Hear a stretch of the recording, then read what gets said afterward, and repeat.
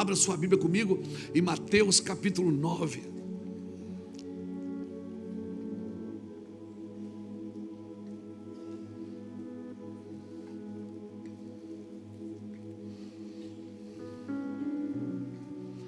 Mateus capítulo 9.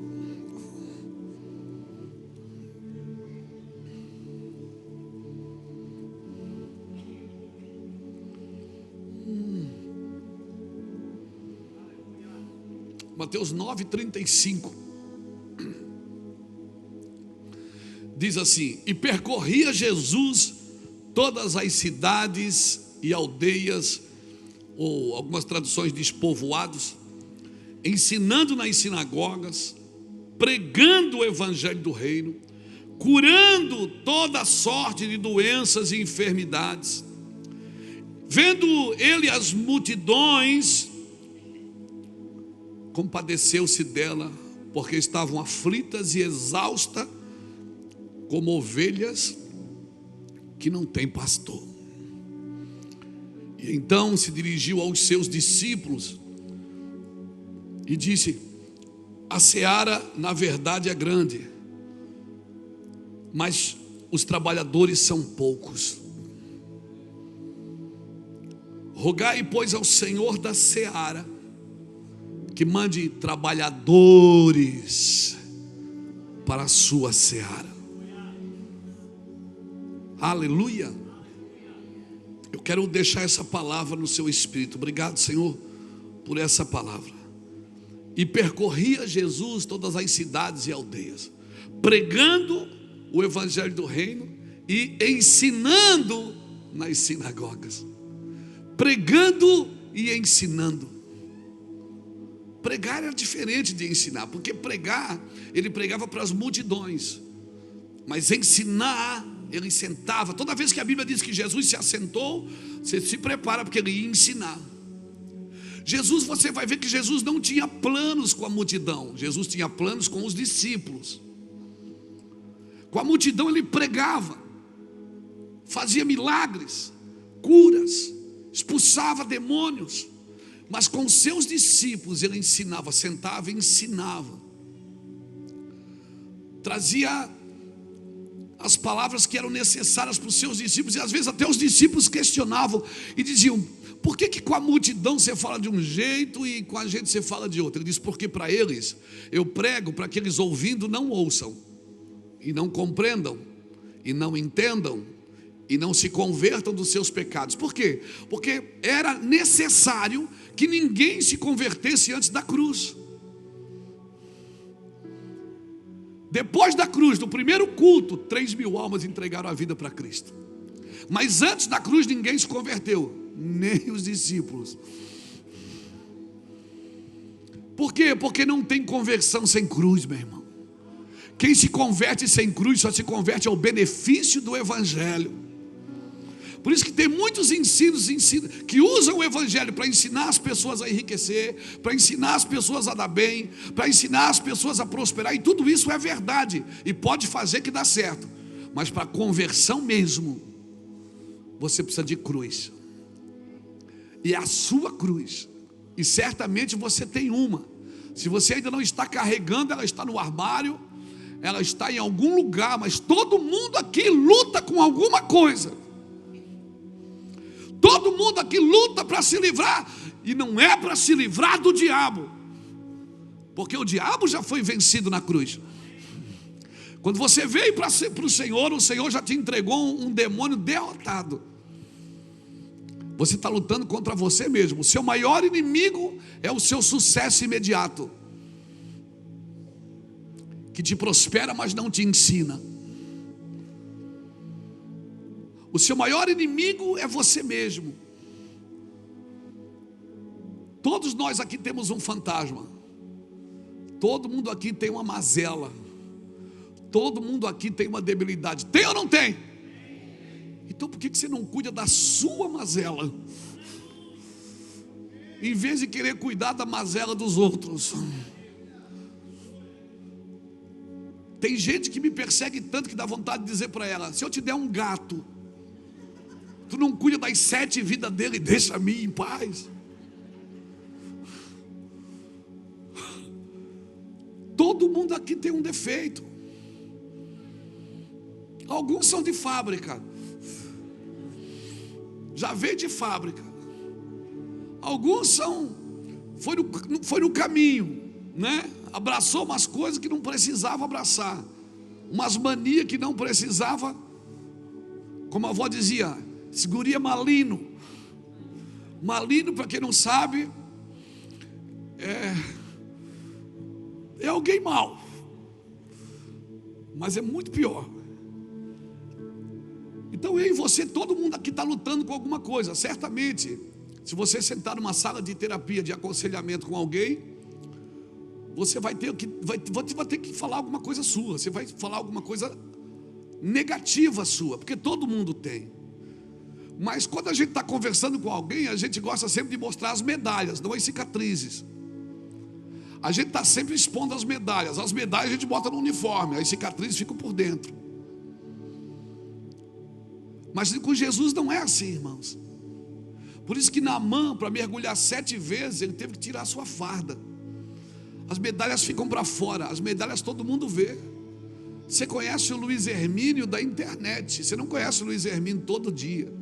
O marido da Iraci, o pai do Samuel, da Bruna, da Pâmela, da Bruna Luísa, do Mano, avô das meninas, do Daniel, filho da dona Roseli. Você não conhece o Luiz Hermínio todo dia. Por isso que é muito importante você conhecer a Deus. Porque se você só pode ter o que dizer de Deus se você conhece. Se você não está disposto em ouvir a voz, não adianta estudar letra. Se você quer só estudar letra e não quer ouvir a voz, porque a voz, a hora que você abrir esse livro e começar a ler com o seu espírito, não com a sua alma, e não tentar distorcer para você. A hora que você começar a ler esse livro, que as palavras começarem a penetrar dentro do seu espírito como facas, como espadas, e repartir a sua alma do seu espírito, ou seja, separar sentimentos de convicções, de realidades, eu te garanto, você vai querer ouvir a voz. Porque se não for para ouvir a voz, não adianta abrir o livro. Porque Deus fala. E um povo que ouve a voz de Deus e obedece, irmãos, é um povo diferente. Eu não vou chamar esse povo de evangélico, não. Eu vou chamar esse povo de filhos de Deus. Os filhos de Deus que querem ouvir a voz do Senhor, porque um dia você vai ouvir. Deus não está procurando um culpado, irmãos. Ele está procurando um arrependido. O Senhor não procura culpado na eternidade, na Bíblia. O Senhor não procura culpado na igreja. O Senhor não procura culpado em lugar nenhum. O Senhor está procurando alguém arrependido, que deseja recomeçar a sua vida a partir de uma vida arrependida diante do Senhor. Jesus percorria as cidades e aldeias, curando, libertando, pregando e ensinando. E ele olhou para a multidão e ele disse o quê? Ele sentiu compaixão. Você vai perceber uma coisa, que você não consegue ajudar ninguém sem compaixão. Sabe o que é compaixão? Compaixão é você colocar o seu coração na miséria do outro. Isso é misericórdia, misericórdia. É você colocar o seu coração na miséria de alguém. Jesus olhava e via e sentia compaixão, porque a multidão era como ovelhas perdidas que não tinham pastores. Ou seja, elas não tinham direção. Irmãos, nós vivemos na geração das ideias. Eu não sei você, mas eu tenho uma ideia a cada 10 minutos. A nossa geração é capacitada de ideias. Todo mundo tem ideias, e são boas ideias. Nós precisamos de direção. Todos nós precisamos de direção, porque ideias nós temos, vontade a gente tem de fazer. E quer saber? Se você meter a mão, você faz. Mas vai fazer tudo do seu jeito? Não vale a pena. Jesus olhava e tinha compaixão, porque eram ovelhas perdidas que não tinham pastores. Ele olhou para a multidão e ele falou aos discípulos. Ele olhava para a multidão e ele falou aos discípulos, ele disse: roguem ao Senhor da seara que envie obreiros para a sua seara, trabalhadores para a sua seara. Isso ele falou para os discípulos, ele não falou para a multidão. Por isso que eu creio que Jesus não tinha planos com a multidão. Jesus tinha planos com os discípulos. E qual era o plano que ele tinha para os discípulos? Sirva a multidão, estenda a mão para a multidão. E é interessante, você vai perceber uma coisa interessante, que não é a igreja que prepara obreiros para Deus, é Deus que prepara obreiros para servir a igreja. Porque nenhum homem tem a capacidade de preparar outro homem para servir a Deus. É Deus que prepara você para servir outra pessoa. Por isso tem que começar de cima para baixo, não de baixo para cima. Nós pudemos aqui e fizemos isso com muita graça. Hoje até começou mais um curso aqui na igreja de manhã. Maravilhoso, você deveria participar hoje pela manhã. Então o nosso trabalho é capacitar a gente, preparar a gente, afiar as espadas de todo mundo. Mas nenhum homem tem a capacidade de preparar outro homem para servir a Deus, se esse Deus não chamar você. É Deus quem faz, irmãos. É Deus quem faz primeiro, não sou eu. Então, roguem ao Pai que envie obreiros para a sua seara. Porque não é a igreja que faz obreiros para Deus, é Deus que faz obreiros para servir a igreja. A Bíblia diz que Deus colocou cada um como quis no corpo. Uns para apóstolos, profetas, evangelistas, pastores e mestres. Ele que coloca cada um como Ele quer. Não é a gente, irmãos, não é a gente. Por isso você vai ver muitos doutores na igreja sendo servidos por analfabetos. Por quê? Porque assim é a igreja do Senhor. Deus pega Paulo, um cara culto, inteligentíssimo, que aprendeu aos pés de Gamaliel, e coloca ele para servir os gentios. E pega Pedro, que segundo a história não sabia ler nem escrever, e põe ele para pregar para os doutores da lei. Esse Deus não é gente. Deus tem uma forma de me impressionar, de impressionar a humanidade a partir dele, não a partir de nós. Deus tem uma forma. Então, querido, não espere de Deus outra coisa. Agora, pessoas, elas têm dificuldade de se submeter àquilo que não dá sucesso imediato. Convida uma pessoa para o ciclo, bom, ela prefere andar em circo e em círculo, mas para viver o ciclo demora. Não é assim, irmãos. Tudo que nasce grande é monstro, é dinossauro. Deus tem um propósito, e esse propósito tem fases, e essas fases, elas têm planos, elas têm ideias para cada momento. E eu e você precisamos entender isso. Uma geração que não entende isso, ela está sempre tentando defender o que é dela. E uma geração que passa tentando defender o que tem, é porque não tem nada, irmãos. É porque não tem nada. O seu sucesso não pode se transformar na sua prisão.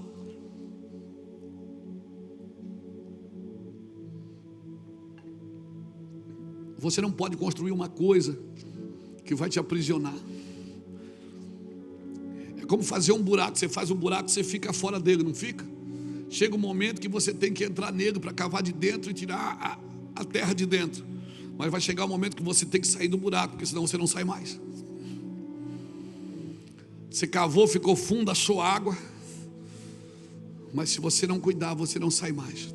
Então, seu sucesso não pode se transformar na sua prisão. Seu sucesso pode ser o seu maior inimigo se ele crescer mais do que você. Como assim, pastor? Nada pode crescer mais do que você. Quando Deus disse crescer na graça e no conhecimento, Ele não falou isso para nada, Ele falou para pessoas. É você que tem que crescer na graça e no conhecimento. Para aquilo que você faz, sirva você e não você sirva isso. porque senão você vai ser aprisionado por aquilo que você construiu. Ter sucesso no mundo, muitas vezes, significa se sair bem no mundo usando as condições impostas pelo mundo. E quer saber? Muitos sucessos no mundo só tem sucesso porque usa as condições do mundo. Se aplicar as verdades, o sucesso cai por terra. Se eu tiver que viver as verdades de Deus em tudo que eu faço, nem tudo vai dar certo. Nem tudo vai dar certo. Você só terá sucesso no mundo se usar as condições impostas pelo mundo. Agora, se você quer usar as condições impostas pelo mundo para ter sucesso no mundo, por favor, não diga que isso é em nome de Jesus. Porque no nome de Jesus, a base para todo sucesso é a verdade. A base para todo crescimento é a verdade. Amém, irmãos? Amém, irmãos? Amém, irmãos? Você que compra, você que vende, seja verdadeiro. Ainda que isso te custe lágrimas, ainda que isso te custe dinheiro, ainda que isso te custe tempo, seja verdadeiro. E é tão difícil, parece que essa palavra ela está tão distante de nós, ser verdadeiro, porque o sucesso de Deus contradiz todo o sucesso do mundo. Você vai ler nas escrituras, por exemplo, em Eclesiastes capítulo 9, versículo 11: vi uma coisa debaixo do sol, que não é dos ligeiros o prêmio, nem dos valentes a vitória, nem tampouco dos sábios o pão, nem ainda dos prudentes a riqueza, nem dos inteligentes o favor, mas o tempo e a sorte ocorrem para todos. Vai ter o dia mau na sua vida, mas vai ter o dia bom. Então no dia bom você faz o quê? Desfruta. E no dia mau, aprende. No dia mau você aprende. Aí você aprende o que? Isso aqui eu não vou fazer mais. Isso aqui, anota o que você não tem que fazer mais. No dia bom, desfruta, irmão. Não faz muita conta, não. Só qual é o problema? É que às vezes a gente está no dia bom, mas tem alguém perto da gente que está no dia mau.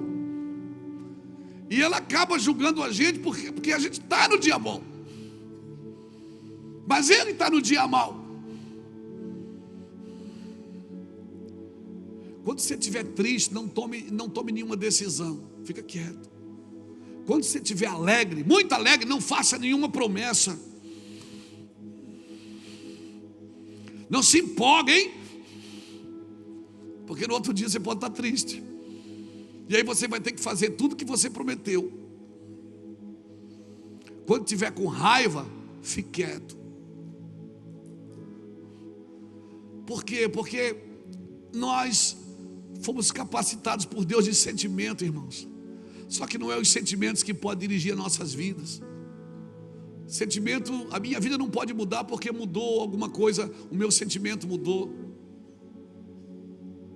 Hoje eu estava bom, então eu falei coisas boas. Amanhã eu estou mal, eu vou falar coisas maus. Não mexe comigo porque eu acordei com o pé esquerdo. Parece que tudo que é bom é do direito e tudo que é mal é do esquerdo. Eu não sei. Meu Deus, que luta. Vocês se alegraram agora, né? Não mexe comigo. A Bíblia diz que ele vai botar os bodes da esquerda e as ovelhas na direita. Eu não estou entendendo mais nada. Isso, Jesus. Pegadinha.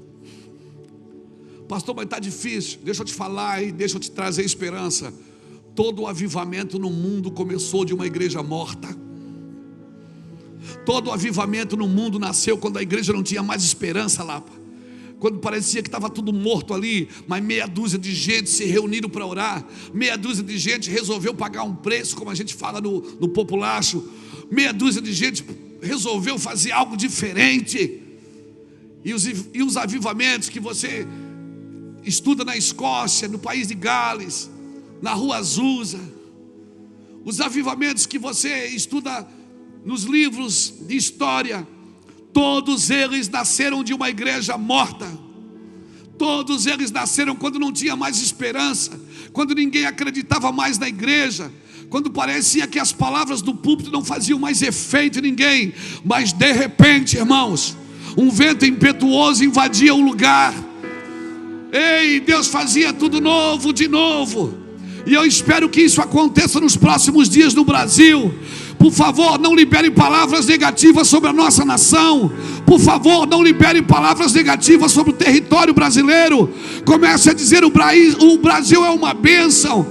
Não é pátria idolatrada, não, é terra ungida.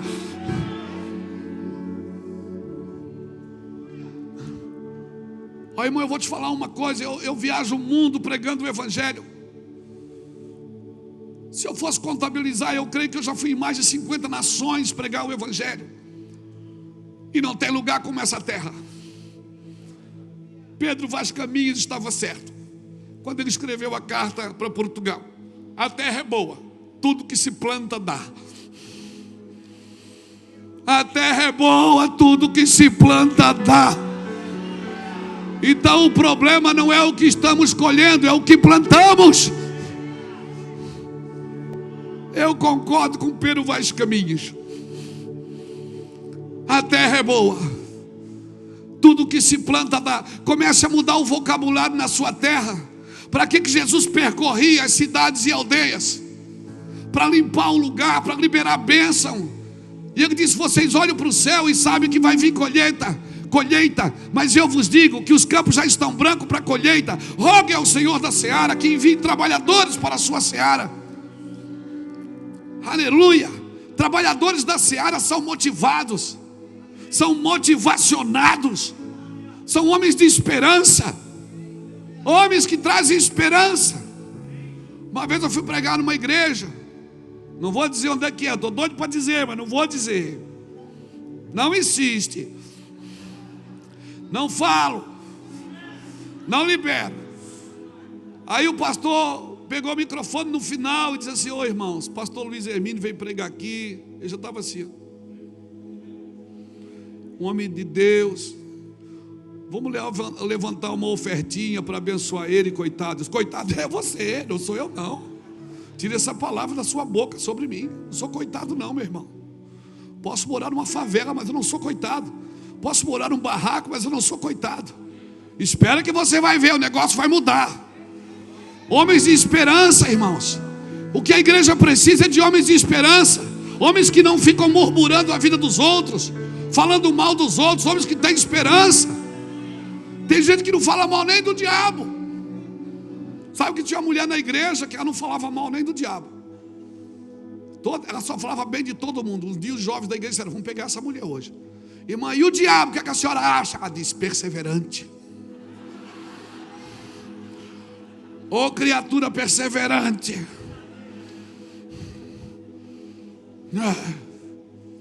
Perseverante. O que falta na igreja do Senhor é entusiasmo. Não é só barulho não, irmãos. Porque som alto não significa avivamento. É homens de esperança. Homens que vê o doente e diz: vamos, posso orar? Posso abençoar você com uma oração?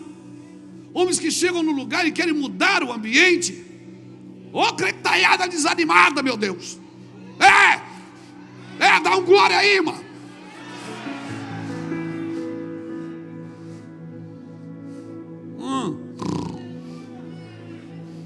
O leão da tribo de Judá não é gatinho não, é leão.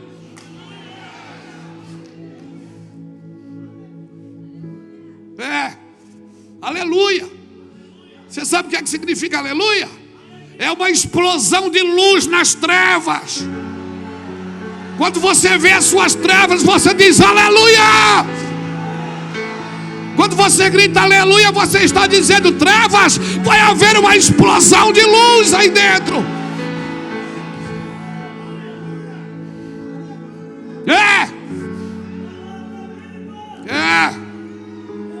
Onde é que você estava? Que você não estava aqui no culto. Quando a igreja está morta, é Ele que aviva, irmãos. Não adianta. Você pode fazer tudo. Ei, você pode apagar a luz para ficar mais romântico. Não adianta. Você pode botar a luz piscando. Não adianta. Você pode botar máquina de fumaça, fumaciando. Você diz: oh glória. Não é glória, é fumaça. É gelo seco. Você pode botar o que você quiser. Se Ele não vier, meu amigo, sua vida não vai mudar. Só vai mudar porque Ele está em casa. Se Ele não estiver em casa, não adianta. A comida pode ser boa, o povo pode ser rico, a igreja pode ser grande, pode apagar a luz, pode botar luz colorida, pode botar terno do Jack Chan. Não tem jeito. Se o Senhor não edificar a casa, e vão trabalhos que edificam.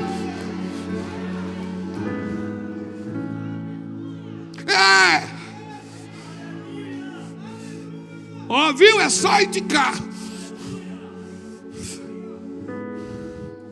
Crente, ele não permite que alguém grite aleluia mais alto do que ele. Crente que se preza, ele não permite que o amém do outro seja mais alto do que ele.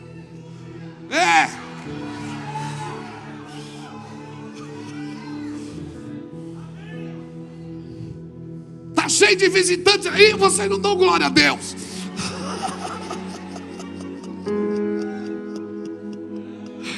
Eu amo esse lugar, eu amo. Quando a igreja estava morta, Ele enviava avivamento. E avivamento para que era? Para acordar a igreja. Eu particularmente, eu não estou orando por avivamento, porque eu não quero só que ela acorde. Eu estou orando pela constância da igreja. Sabe a constância? Aquele dia após dia. Eu estou orando por ela, pela segunda, pela terça. A igreja do shopping, a igreja que acorda segunda de manhã para ir trabalhar, pega o busão. Eu estou orando pela constância dela, pela integridade dos homens em todos os ambientes, seja na política, seja no esporte, seja no artístico. Eu não estou orando só por um avivamento. Eu não quero só que ela acorde, porque ela pode acordar e ir dormir de novo. Um dos nossos filhos na fé aqui, um dos pastores que é pastor hoje lá em Goiânia, o Felipe Vilela, ele escreveu uma música tão linda, um rap, irmão, que eu chorei quando eu ouvi a primeira vez que ele me mostrou, que falava do Brasil, que dizia assim: ouvi dizer que o gigante acordou, que o sol bateu em sua janela, mas ele não levantou, e foi dormir de novo, e foi dormir de novo. Luiz Hermínio pode vir aqui todo domingo, irmãos, como um despertador, acordar você para segunda-feira, porque esse é o propósito de um despertador, é acordar você. Mas o despertador não tem o poder de te tirar da cama. É você que tem que ter a atitude de sair e dizer: eu vou acordar para a vida, cara, eu vou para cima, eu vou para cima. Tem mais do que isso. Essa semana eu estava em casa, em lágrimas, sentado na mesa. Ele disse: que foi, amor? Me abraçou por trás assim na cadeira, disse que foi. Eu disse: amor, não pode ser só isso, tem que ter mais. Não pode ser só isso. Jesus não morreu só por isso. Tem que ter mais. Tem que ter mais paixão. Tem que ter mais vontade. Ah, meu Deus. Tem que ter mais investimento de lágrimas. Tem que ter mais oração. O meu Jesus percorria e eu preciso percorrer. O meu Jesus orava, eu preciso orar. Ele expulsava demônios e eu preciso fazer o mesmo. E se Ele ora por trabalhadores para a seara, eu também oro. Aleluia. Nós não estamos trabalhando para encher cadeiras. Oxalá que todas essas cadeiras virem missionárias. Que todo mundo que estiver sentado numa cadeira, ou assistindo pela internet, ou assistir esse vídeo depois de alguma televisão, que se torne alguém útil no corpo de Cristo. Alguém que quer mais do que uma mão na sua cabeça. Alguém que quer mais do que ver um anjo. Alguém que quer mais de que uma bênção. Me abençoa. Não, eu não posso te abençoar. Deus quer acordar você, empurrar você para aquilo que Ele te chamou.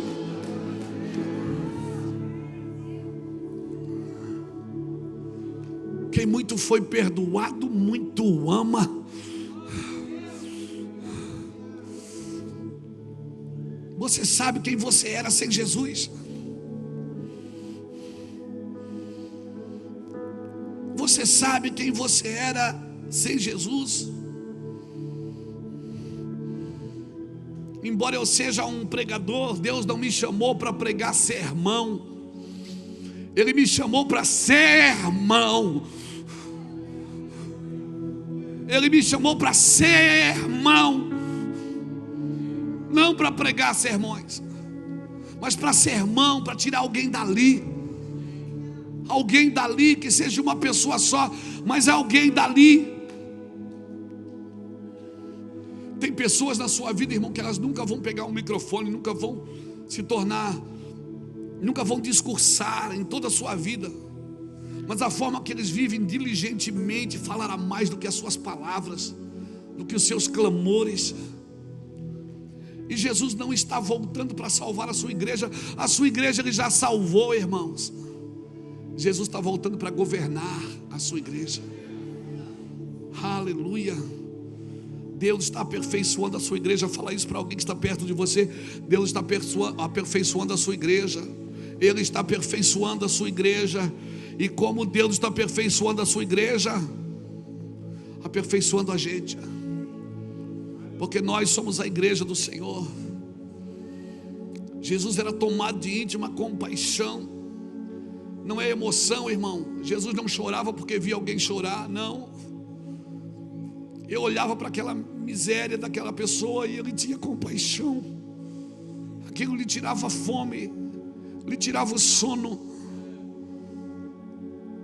Aquilo fazia ele gastar as moedas que eram recolhidas. As ovelhas estavam confusas e desamparadas.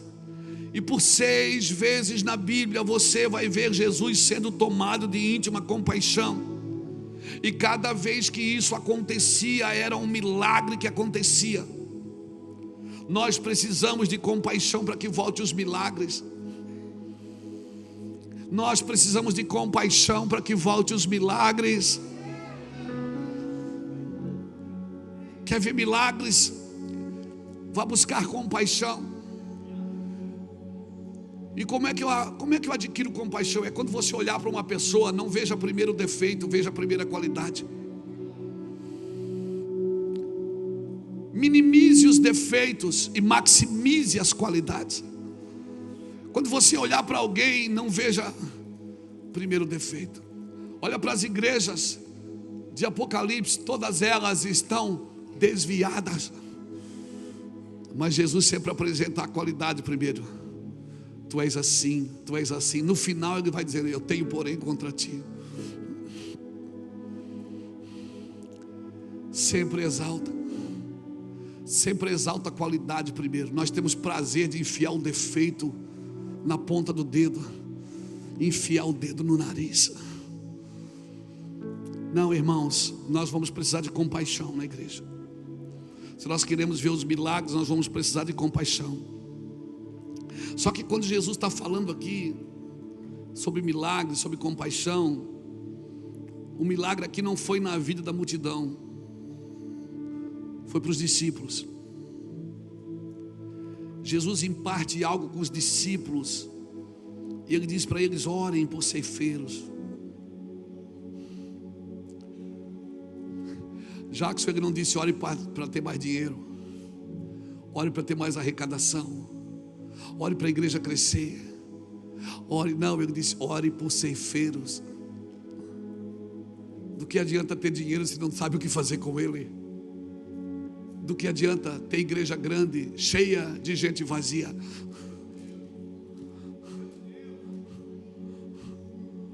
Que não sabe discernir a mão direita da esquerda. O poder do evangelho é para libertar você de você, para que você entregue a sua vida ao Senhor e o Senhor te dirija os passos, dirija o seu saldo, dirige as suas promessas, dirige as suas palavras, dirige os seus pensamentos, os seus sentimentos. O problema da igreja não era dinheiro, ele nunca orou para aumentar a arrecadação. Ele olhou, ore por ceifeiros. E aí, se você olhar o capítulo 10, que vem logo em seguida, depois do 9, ele aqui há uma evolução. Ele chama os discípulos e os envia como apóstolos. Eu acredito, irmãos, quando nós começamos a entender o que Deus quer da nossa igreja que eu digo, não estou falando de Mevan, eu estou falando da igreja brasileira, da igreja na terra, nós também vamos ser promovidos e enviados por Deus para uma missão. Todos nós aqui temos um propósito, irmãos. Todos nós aqui temos um propósito. E se prepare, porque é um grande tempo de um grande estremecimento. Deus está estremecendo vidas, negócios. Deus está acordando a gente, irmão. Sabe o que diz Hebreus? Bota aqui para mim, Hebreus 12, 26 a 29. Hebreus fala desse grande estremecimento. Hebreus diz assim, aquele cuja voz abalou então a terra, agora, porém, ele promete dizendo, ainda uma vez por todas farei abalar, não só a terra, mas também o céu. Ora, esta palavra, ainda uma vez por todas, significa a remoção dessas coisas abaladas, como tinham sido feitas, para que as coisas que não são abaladas permaneçam. Por isso, recebendo nós um reino inabalável, retenhamos a graça pela qual sirvamos a Deus de modo agradável, com reverência e santo temor, porque o nosso Deus é fogo consumidor. Sabe o que ele está dizendo? Ele está dizendo, eu vou abalar coisas que podem ser abaladas, para que o inabalável permaneça. Sabe o que Deus está dizendo? Ele está dizendo, eu posso tirar coisas de vocês que podem ser tiradas, para que o inabalável permaneça.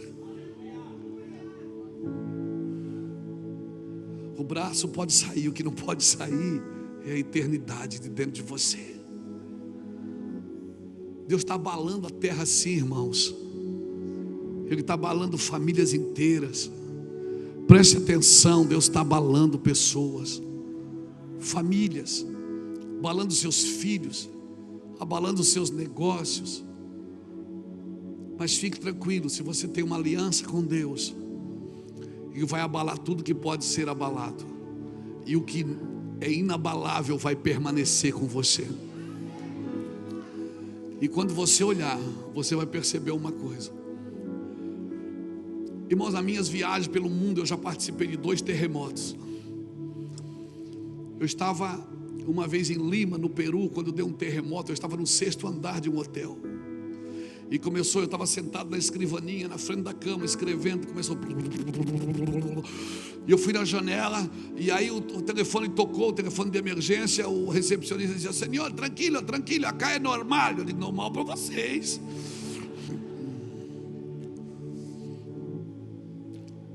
Depois a gente soube que, no outro dia, a gente soube que houve um grande abalo, perto dali, 5 pontos alguma coisa, que derrubou muitas casas, prédios, em Lima. Eu estava lá, irmãos. Não a maior força do terremoto não foi onde eu estava, foi numa cidade vizinha.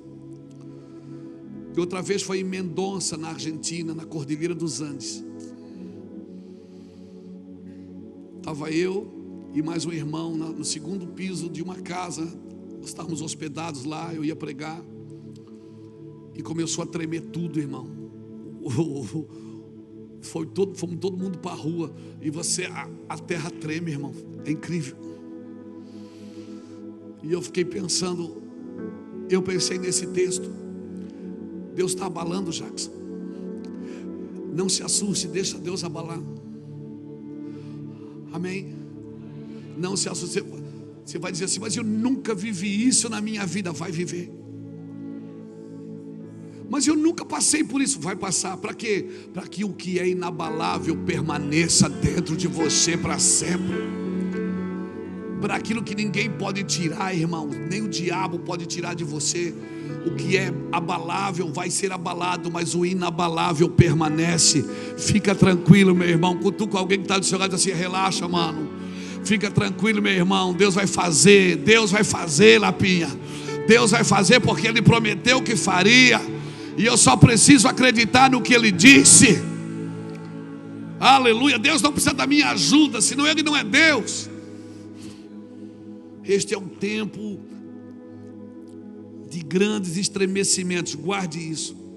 Um tempo de grandes estremecimentos, porque o reino inabalável de Jesus, o reino inabalável de Jesus está sacudindo a terra. Ei, vai sacudir empresas, vai sacudir negócios, vai sacudir. Se prepare, pós-pandemia. Tem sempre duas figuras muito vivas dentro de mim, a figura de Daniel e de José. Os dois foram como escravos para a Babilônia. Para a Babilônia e para o Egito. Os dois entraram como escravos. José, ele mudou a fibra econômica de uma nação. E Daniel mudou a fibra moral de uma nação. Quando nós estávamos vivendo em pandemia, 2021, final de 2021 para 2022, o Senhor começou a dar essas palavras. José e Daniel. Disse: Luiz, pós-pandemia, quem acender, virar o botão e acender o fogo e aquecer mais as suas entranhas com a minha presença, vai viver uma transformação econômica muito grande na sua vida. Não são mensagens de riqueza que prosperam você, são mensagens de fidelidade.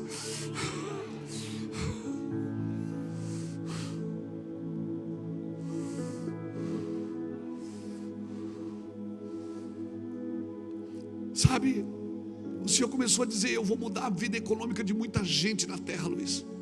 Vai haver transferências de riqueza.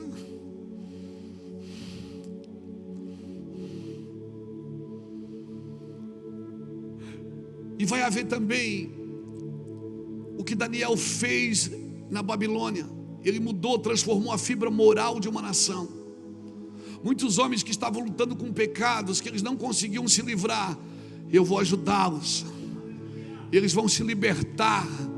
E eles vão trazer moralidade para a sua família, para os seus filhos. Vão colocar seus filhos nos trilhos. Ei, eu quero dizer, irmão, se prepare, porque o sujo vai sujar mais, mas o limpo vai se limpar mais. Irmão, se prepare, o limpo vai se limpar mais. Por favor, não me veja somente como um pregador motivacional, porque eu nem sei ser assim. Mas eu vim aqui dizer para você: não desista.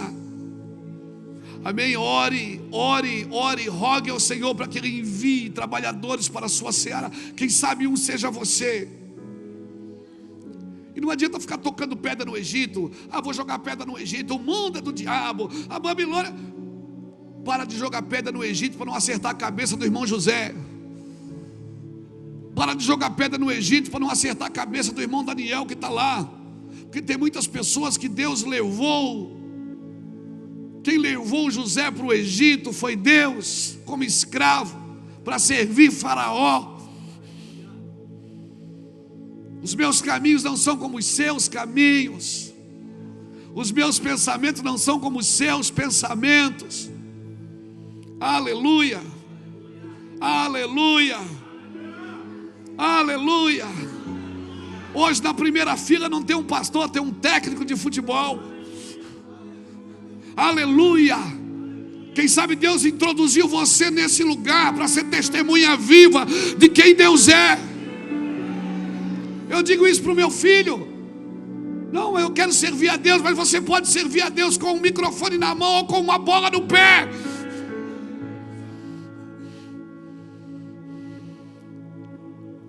Deus tem os seus agentes de moralidade. Deus tem os seus agentes de transformação. Mas esse cara era bom. Depois que ele foi para a política, ele se perdeu. Lapa foi para a política, ficou lá, serviu a cidade, voltou a ser pastor, está aqui pastoreando e logo vai voltar de novo. Não, irmãos, lugares ruins não transformam as pessoas boas. Lugares ruins transformam quem nunca foi bom. Não, mas foi para a política, se perdeu. Não, já estava perdido, irmão. O lugar só revela quem você é. O lugar não faz você. Por quê? Porque Adão caiu no paraíso e Jesus venceu no deserto. Adão caiu no paraíso. O paraíso era perfeito e Adão caiu. O deserto era terrível e Jesus venceu. Entenda o que eu estou te dizendo. O lugar não te transforma, o dinheiro não te desvia, a fama não te desvia, só revela quem você sempre foi. Não tenha medo de ter dinheiro, não tenha medo de ser conhecido, não tenha medo de ser alguém relevante. Se não quiser, dá para mim que eu sei gastar. Pelo menos eu sei onde gasto. Mas o Senhor não se angustia com as notícias ruins. Quem não se angustia? Quem não se angustia, Lapa, com notícias ruins? Eu vou falar uma coisa para você. O meu amor por Jesus aumenta. Cada vez que chega em mim essas notícias ruins, mais o meu coração está em chama. Cada vez que eu vejo que o mundo está se perdendo, mais o meu coração se aquece de amor e de compaixão. Por quê? Porque eu não sou daqui. Eu não sou daqui, você não é daqui. Porque onde estiver o teu tesouro, aí está o teu coração. Deus espera que você despeje o seu coração numa terra perdida. A terra clama por justiça. A terra espera ardentemente, aguarda ardentemente a manifestação dos filhos de Deus. Que os filhos de Deus apareçam. Não só os pseudos evangélicos, mas que os filhos de Deus apareçam. Então quando as notícias ruins vêm, na hora choca, machuca.